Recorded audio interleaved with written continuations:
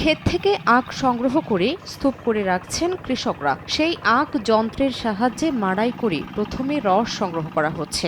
রস আগুনে জাল দিয়ে তৈরি করা হচ্ছে গুড়। খাগড়াছড়ি জেলা সদরের কমলছড়ি গ্রামে চলছে এই কর্মযজ্ঞ।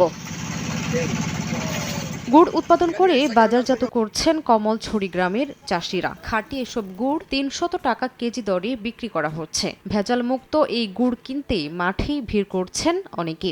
এখানকার গুড়গুলো নির্ভেজাল, পরিষ্কার পরিচ্ছন্নভাবে বানায়। এর আগেও আমি এখান থেকে গুড় নিয়ে গেছি। ভালো গুড় বানাচ্ছে, এই জন্য আমি কিনতে এসেছি। গুড়গুলো দেখতেছি এখন সুন্দরভাবে পরিষ্কার পরিচ্ছন্নভাবে তৈরি করছে। গুড়টা খুবই উন্নত মানের এবং সুস্বাদু। কিভাবে গুড় তৈরি হয় আজকে প্রথম হচ্ছে আমি দেখলাম। এখানে এসে খুবই পরিষ্কার পরিচ্ছন্ন করে হচ্ছে বানানো হয়েছে। গুড়গুলো মান খুব ভালো এবং চাহিদাও বেশি। এভাবে যদি গুড় মাড়াই করে গুড় উৎপাদন করে বিক্রি করে তাহলে এই এলাকার লোকজন অনেক লাভবান হবে। এদের উদ্যোগগুলো প্রশংসনীয়। এই তারা যদি আরো সরকারিভাবে যদি সহযোগিতা পায় আরো ভালো করবে। গ্রামটি থেকে প্রতিদিন গড়ে প্রায় ৫০০ কেজি গুড় উৎপাদন করা হচ্ছে।